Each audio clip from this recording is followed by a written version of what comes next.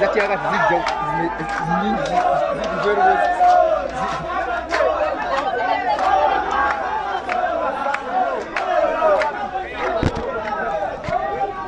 weewaawo abakatwegatta keesawa ya leero olunaku olwaleero tubadde ku kanisa y'omusumba Augustine Yiga omugenzi kati gwe babadde bagenze okuwerekerako nateera omukulu Robert Kyagulanyi Ssentamu president w'ekkumi atuuseeyo bulungi munnange bw'atyo n'abanga ng'ate awa obubaka bwe bwamaliriza afulumye ekkanisa eno wakati mu tiyagaasi abadde omuyitirivu nnyo eri abawagizi be bangi bakubiddwa tiyagaasi naye ate njagala okutegeeza nti abantu tebapoye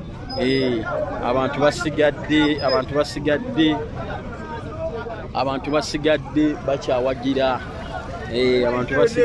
bakyawagira era nga bakyagoberera president waabwe ow'ekkumi.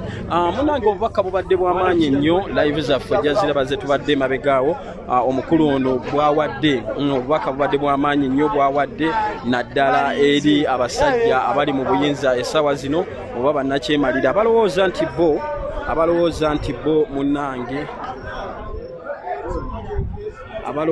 nti bo munnange bakimala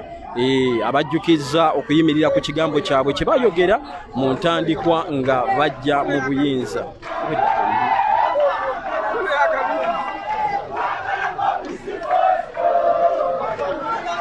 Weewaawo nateera tuli ku kitebe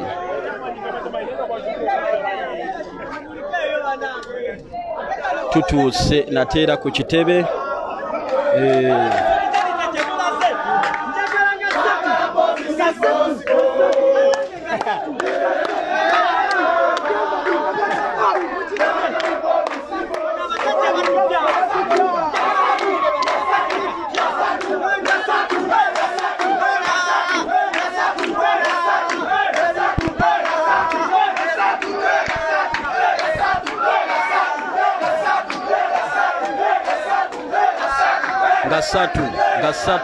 Gasatu.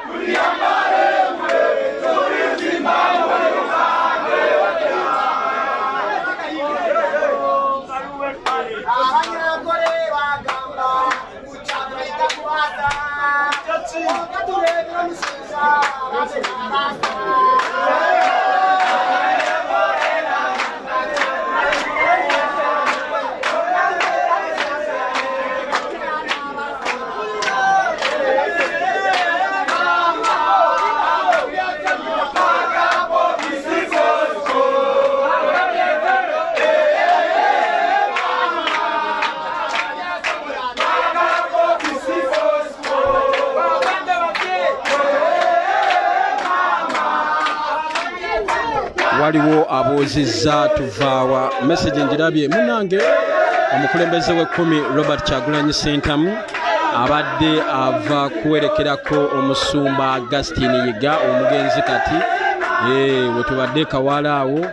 olugendo lubadde lusuufu nnyo abantu balindiridde Robert Kyagulanyi kati mu ssanyu era nga bamulaze omukwano omuyitirivu.